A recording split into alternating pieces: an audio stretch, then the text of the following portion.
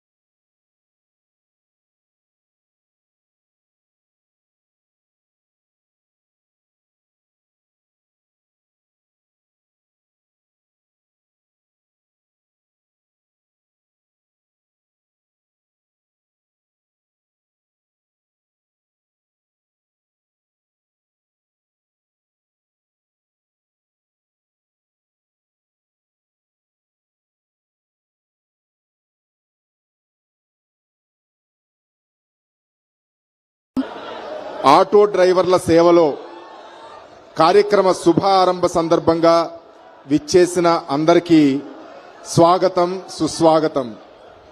ఈనాటి కార్యక్రమానికి అధ్యక్షత వహిస్తున్న స్థానిక శాసనసభ్యులు శ్రీ బోండా ఉమామహేశ్వరరావు గారికి స్వాగతం.